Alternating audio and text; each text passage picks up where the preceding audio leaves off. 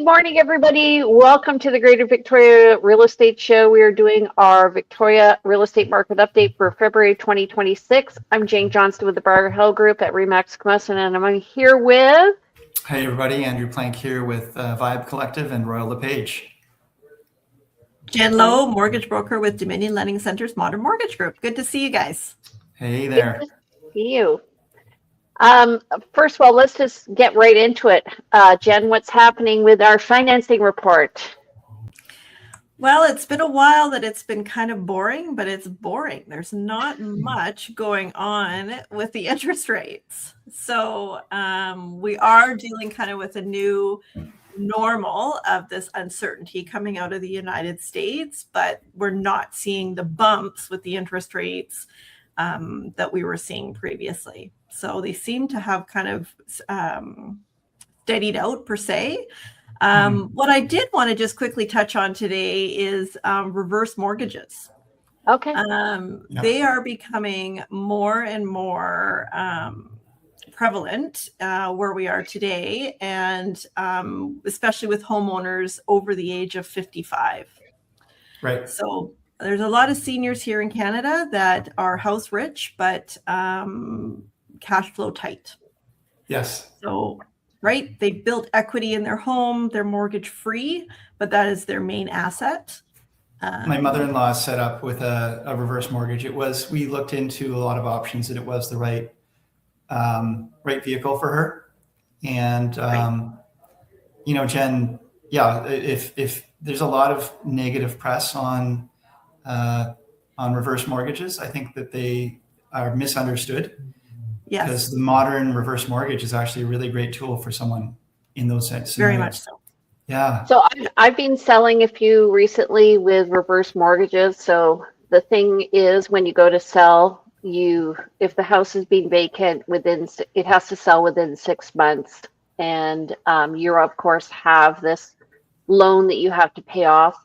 The only thing that concerns me is if you stay in there a long time and your reverse mortgage is going down, right? So right, it's reverse mortgages there's quite a calculation involved with the age, right? So that they're set up where you are never going to be in a position that you have negative equity. okay. Yeah, you can't lose. You will never end up having to pay. That's right. That's where the negative press comes in. Is years ago, the reverse mortgages that were set up were not done with the same calculations they are today. And there's a lot of lenders also that are getting into the reverse mortgage market, which is also making it more competitive interest rate wise. Great. There's also a few tools now. One really to be aware of would be an open reverse mortgage. So for those clients that are looking to buy and sell, but they're really stressed about having it take place on the same day as moving, the thought of moving is extremely overwhelming. An open reverse mortgage is definitely something to consider. So is that kind of like doing a bridge? Sorry. Yeah, a line of credit? It is, but there's no payments with a reverse mortgage. So you don't have that extra piece. That can also be challenged with qualifying if you're a senior and you're on a fixed pension. Okay, wait a minute. Yeah. There's no paying up front, but you're going to pay when the house turns over. You're still paying interest. There's no free money for sure, but you're not having to make potentially 2 mortgage payments and be moving and everything at the same time. Yeah. So I think, Jen, maybe you could do the Coles notes for any of our listeners to differentiate a reverse mortgage from a regular mortgage, and maybe tell us who the key use cases, like who are the people who are going to use this? Which of our listeners are going to be most interested in this kind of product? Basically, the best for reverse mortgages, you want to be homeowners that are over 55. Yeah. What you're looking at is a mortgage that allows you access to your home equity without having to make any mortgage payments. the money that you are receiving is cash free, as opposed to taking money out of investments. Yeah. Accessing the equity in your home, you're not paying tax on it. Right. Yeah. The money you said the money you're accessing is tax free? Yes. Yeah. Okay, because you're borrowing off yourself. Yes. Exactly. Okay. There's no income requirement. So it's not like having to qualify for a line of credit or something at a bank. Right.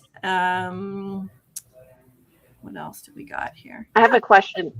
So let's say you're living in a $500,000 condo and you want to get a reverse mortgage because you want to move into, I don't know, an old age home or something. So you go to sell, you want to have this reverse mortgage because you want to, not sure exactly when you're going to be able to move in, and then you want to sell your place after you move. So you have 6 months to sell it after you move out of the condo. But what percentage can you get the financing? Is it up to 80% or something? No, it's based on your age. So, for example, if you're 80 years old and you're a male, you would be able to access, call it slightly under 50% of the value. Would be the max. Yeah, there is a calculator that we refer to that basically it's based on your age. You could read between the lines with that, right? And accessing to, which ensures that you don't get into a negative equity position. So my mother-in-law, her situation was, she's got some income from pensions and so forth. But she had a mortgage, a small mortgage, so she was making monthly payments. She was concerned about her daily costs of living and so forth. So rather than just diving into her line of credit, which would have added to her monthly payments, we did a reverse mortgage, which meant that her mortgage itself was paid off and incorporated into the reverse mortgage. Her monthly payments stop happening, because what happens essentially is that what would be a monthly payment of interest just gets added on to this amount that you're eventually going to have to pay off when you sell the unit. So what for her makes sense from a money management situation is she's got more cash flow. She's got some money she can dive into if she needs to from this reverse mortgage. Because we kept some buffer zone in there. She will pay only interest on the money she pulls from that reverse mortgage. It's a bit of a hybrid. And it just made a lot of sense for her for cash flow. But this is a great product for someone who's been living in their home for years, has a lot of equity, maybe can no longer afford, maybe they're getting to the point where they can no longer physically do the yard work and the upkeep on the house, but they want to stay living in their house for a few more years. This allows them to get a little further down the road with their home by using their home as the bank. You do have to pay the piper at the end of the day, but from a financial situation, you're actually in a better position. Just on the other side, though, having sold two of these recently, two homes with these types of lending, the sellers were both stressed about getting their house sold in time in a slow market. So because you have to start paying it back within 6 months of leaving up with this particular lender who they were with. So just an aside, it's not totally, roses and sunshine. There is, and I'm glad you mentioned that, Jane, because there is multiple lenders that offer reverse mortgages. There are certain lenders that have, your mortgage has to be paid, and you have a 3-year term, and at the end of the 3 years, it needs to be paid out. I choose not to work with those types of lenders because those are variables that we just can't control. You can't, you can't control 3 years down the road. And people forget those key details too from 3 years, right? So the lenders that I work with, there isn't that restriction. Yeah. So Cool. so here's what we can take away is reverse or mortgage is a great tool for somebody, but make sure that you look at all the key terms and conditions so that 100%. you want to if you want to take the loan you can, but You got it. understand their consequences. Yeah, they required my mother-in-law to actually meet with a lawyer before signing the paperwork. They don't just put a contract in front of you and say, sign here. It was actually a requirement of the reverse mortgage that they get independent legal advice before signing, which I thought was great. Yeah. So, okay, so that's reverse mortgages, and that's interesting for anybody who may not have been aware that that is even an option. It does add a lot to your quiver of potential arrows. Exactly. Yeah. Perfect. Okay, let's talk about weekly stats. Drum roll, please. Oh my gosh, this is so exciting. Andrew, take All it right. away. Taking it away. Yeah, so in the last week, we had 298 properties listed, and that is compared to 276 the week before. So we're up slightly week over week. In the last week, we also had 116 properties go pending, meaning they, unconditional, ready to go, ready to get clear to close. That's versus 72 the week before. So we can see a pretty big increase in pendings, which is good to see. We had a quiet January, and the hope is we're going to start getting busier here as we move into and through February. Price decreases are up slightly, 85 this week over 73 the week before. And properties expired, again, because we straddled the beginning of the month, it's a high number, 106 versus the week before of 40. So to me, this is filled with optimism because it's showing that the market's changing, we're shifting, we're moving into our spring market. So yay us. Yeah. Yes. Chad. Quick question. What are you seeing for hot markets out there? I'm seeing a lot in the condo. We're getting a lot of viewings in our condo market. Interestingly, yeah, so there are people looking. They're picky, but they're looking. Yeah. Personally, I haven't noticed, and I haven't been out enough to say this area versus this area is hotter than the other. I've anecdotally heard from some colleagues they're seeing some more multiple offers. And as Jane said, condos definitely feel like they are finally getting the love they deserve. They're starting to get attention. They finally reached the price point or something that is causing people to come back to condos. So interestingly, I was in Royal Bay. I did a last minute open house, which turned out to be pretty good. And then I went over to the Royal Bay development for the single level row townhomes that they have there. And it was very, very busy in there. Like we're talking the people were run off their feet. Okay. Yeah. So exactly the crowd. I think we're going to see baby boomers start to downsize. Yeah. I think also weather is playing into this a little bit. I mean, I normally would expect, and I've been advising my clients, let's wait till, later in February, let's wait till early March to get listing. And now I've been telling them, let's just go because it feels like things are going to start going sooner. And we have not had the cold, dark, wet. I mean, it has been wet, but it doesn't feel as cold and dreary as some winters do. Jane is looking around.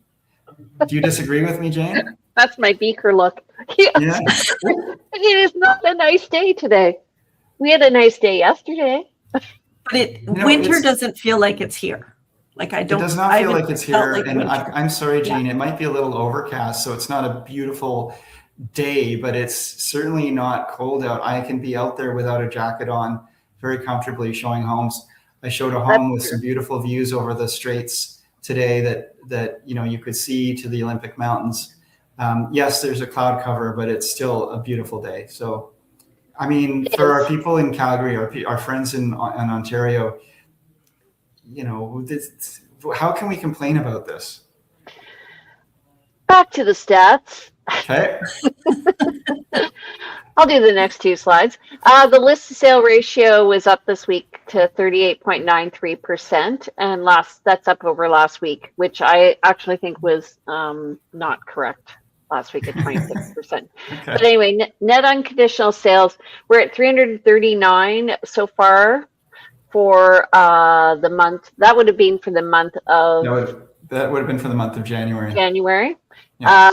Compared to 422 for January last year, and new listings were at 1,185 over the past week, and that is compared to 1,172 for January of 2025. Total active listings were at 2,624, and that is up over last year, 2,396. And this is all going to play out. We're going to look at the stats and we're going to see how this is showing up actually. Okay. Yeah. Mm-hmm. All right, Andrew, you want to take it away? I mean, I always find this graph a little hard to, discuss, and especially if you're just listening to us here, not visual, but we do see the annual cycle. We're talking about the active listings, total active listings on MLS.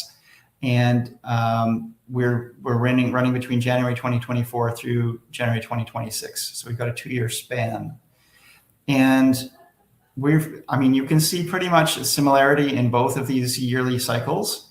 And we're moving on into another yearly cycle. So December to January, a bit of a pipe up. And we will expect to see the similar graph that we see in these past 2 years of actual listings, active listing numbers increasing from our current number of around 2,600 up to, who knows, but maybe around 3,600, 3,800. I expect we will see a high number of active listings this year. I think what we can take away from this graph too, if we look at year over year, is that we were 10% up last year over the previous year. Like almost, it follows the same curve, but we're almost 10% up. From 2024 January to 2025 January to 2026 January, each has gone up by a round figure, let's say 10% over year. So our active MLS listings have been, not widely variable, but they have been increasing year over year in terms of our inventory going up a little higher every year. Yeah. And then this is the cycle of the new listings to the MLS sales. So what Andrew was saying, we have our big season in the spring and our little season in the fall, September, October. We saw a peak in May of 2025 of over 1,800 new listings. And again, in September, we were up around 1,600. And we had really an exceptional January this year of 1,200 new listings. So this is what you were saying, that there's a lot coming on, and we are seeing this in the numbers. And, I have to tell you, like, being a realtor is kind of like being on a pulse, right? We are going up and down, and then we look at the numbers at the end of the month and we go, oh yeah, it's coming out the way I looked at it, the way I felt it. Don't you think? Yeah, that's what we live. It's like riding that bull in the bar, and you're just always getting bounced around, and you just got to hang on tight. Yeah. And so you have to be responsive, right? And I think that's where wisdom comes in a bit, because we go, oh yeah, I've been there before. Wouldn't you say, Andrew? Definitely. Like, it took me probably 5 or 6 years before I was comfortable with the fact that there are cycles in real estate, that there's going to be times when nobody is calling. There's going to be times when everyone is calling. There's going to be times when so yeah, it's very, very cyclical, and you just got to know that these things do follow a pattern, and they don't always follow the same pattern, but there is a pattern to be aware of and to actually get ahead of. If you can, it's fairly predictable, so why not get ahead of it? As Jean often talks about, knowing that there's going to be some really great deals in December. If someone is listing a home in December, it's because they need to sell. They're not strategically timing their listing. So therefore it's a given that they probably have some motivation to sell, and you probably can get a better price. So knowing these cycles is helpful. One of the challenges that I have is I tell people in the spring and summer, let's get your house ready because you're going to be selling it next year. In one case, I even just did the photos of the exterior where the garden was nice and everything was showing well, because I really wanted them to be prepared for any time that we were going to go to market. And so what that does is it gives you an advantage of having fabulous presentation, even, when you have a gray sky like today, where you're not going to necessarily get those pictures. But it's amazing how many people, if they're not ready to sell, they don't do that. Like if they're not mentally prepared to sell right now, they won't go for that. But what it does is it lessens your stress. You're separating your stress out. You're right, and what you're doing is you're trying to pay now less than you'll pay later in terms of your time, energy, money, and so but nobody wants to work harder or do more than they have to. I think people tend to put off to another day what they could do today. Because things could change. That could be wasted energy if their plans change. They are always, in my experience, trying to wait until the place is just that little bit more tidy. They've just done that little bit of extra decluttering. They're not quite ready yet today. So it is really hard for them to subjectively time it. But then if they say, for whatever reason, something changes and they need to sell tomorrow, and they're saying, okay, now I need the photos. Now I need the media, and we are scrambling to get it. And it happens to have just, there's no good weather in this coming week. In fact, there's a blizzard, and it's now you're going to be the listing that shows up with snow in the yard. And if the place doesn't sell into the spring, you still got snow in the yard from your listing photos, and it looks dated. And anyway, point being is Jane's right. If you can get ahead of it, great. But no. Yeah, Jane, I said you're right. Yeah. Oh my God. Right. Mark it on the calendar. Jeez.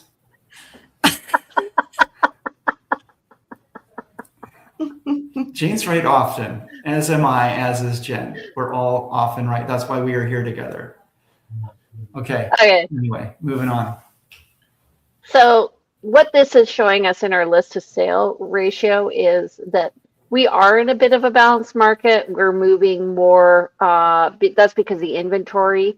This is basically, I think, related to time of year. We're building up on inventory in the spring market, and then we'll start to see the sales happen and the absorption rate will go down. So essentially right now, if you list your home, you have less than a 1 in 5 chance at the moment of selling your home within a month. It's going to take a little time. That's what this graph is showing you.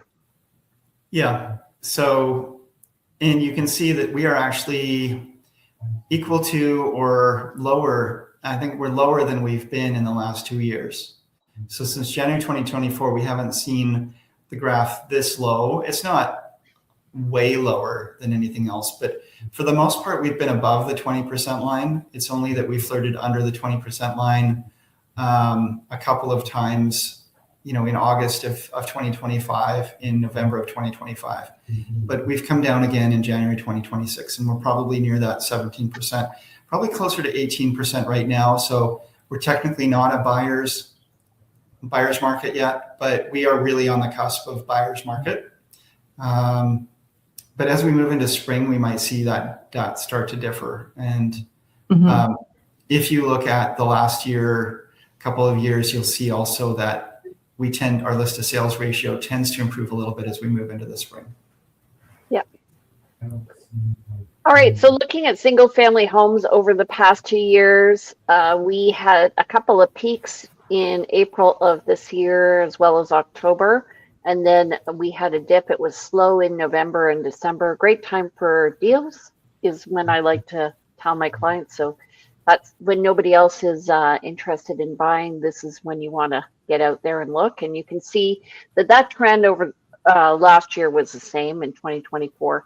But we have come up, which was really surprising in terms of our average. Our home price did not come up, but home price index did not come up, but our average price did come up. And I think that's in relation to home selling at the higher end of the market. Okay. Condos. So as we said earlier in the show, we're starting to see more activity happening in the condos. People are coming back to condos. They were really slow for quite some time here for the last few years. And you can see in the stats that the average price for condos has come up from a low, the most recent low in September 2025, which was, let's say that was around 560,000, to a average that's more like 670,000, something in that range. So quite a change even in just a few months on our average, or our this is for our home price index actually. Price is it? This is home price index pricing, I believe. But anyway, that you can see we're at the highest point we've been for condo pricing in the last couple of years, and I anticipate that's going to stay there. We do still have a lot of new construction inventory in the West Shore, but I also believe the builders are being a little more careful. So we may see that start to dry up as with some of the uncertainty and so forth. So this inventory should actually become more bolstered as time goes on. I think though also, I think I mentioned this last month though, this is influenced a bit by closings that are happening from condos that were pre-builds. And so they were purchased a couple of years ago, but they only closed this January, December, January. Yeah, but that's true of every year as well, right? That's true of every year. It happens. It's when it happens. There's always some new construction closings throughout the year. Okay, road townhouses. We're looking pretty flat, man. And I'm noticing now with developments in Oak Bay, there's a trend towards more townhouses happening in Victoria. We're seeing like sets of 4 townhouses on one lot, and there's opportunity, I think, there for people to downsize from single family to row townhouses. They're like a compromise, so you are on multiple levels still, which is good for space and separation of stress between you and your partner. But is that a commentary on your own partner? Well, I have clients who are moving into who move into single family homes or whatever, or maybe one level homes, and we're like, how do I get away from him? Yeah, that's funny. He wants to watch a show. But anyway, we're looking at an average of around 825, and that has been very consistent for the past 2 years. So that's good. I think it's a good sign. Yeah. All right, let's look at the price index. Andrew. So our regional summaries here. So in general, for the full real estate board trading area, we've had a change of 1.7% downwards from a benchmark price in 2025 of 1,153,700 to 1,134,600. So we are down slightly in general. The core area is down, is currently at 1.2655 for a benchmark price. That's down 2.5% over last year. The other area we are down is the West Shore. That's down 2.4% off of currently at 1,016,200, and that's down 2.4% over the last year. We're up a bit on the peninsula, and I've actually been advising clients who I'm showing property right now that are considering the peninsula. I think peninsula is a great place to buy because it is insulated from infill, from a lot of the development. What's the word I'm looking for? from the fundamentals, I guess, that are happening in the West Shore, where there's just more property to subdivide and more room to develop. The peninsula has a little bit more larger properties, a lot in the ALR. I feel like that's going to be the place people want to go as this area develops up, because they can buy, if you want to buy a place that has a larger piece of land, and not feel like you're going to have a bunch of condos right next door to you, Peninsula is a good place to go. Point being, sorry for being long-winded, it went up 1.2%, whereas everything else went down. And the current benchmark price in the Peninsula is 1.254600. Jen? I was chatting with someone from the Sauk School District yesterday, and the Sauk School District enrollment is significantly down year over year. Really? Yes. Oh, is that because of foreign students? This is new enrollments. So I assume like people entering into the school Like district. Elementary? I assume. I didn't get those exact details, but they were projecting 400, and in September they had 320. Interesting. New enrollments, which is a significantly lower amount. Well, I mean, so the new development that's happening right now, there's going to be a lot of seniors type development happening in Royal Bay. So they have that, but the expectation was there was probably going to be a new elementary school. It'll be interesting to see if that goes ahead. Right. Yeah. But the high school, when it was built 10 years ago, I mean, it was full right from the get-go. And still, I mean, there are lots of young families around that neighborhood. So maybe it's Sauk itself that the enrollment is down as opposed to Colwood and Langford.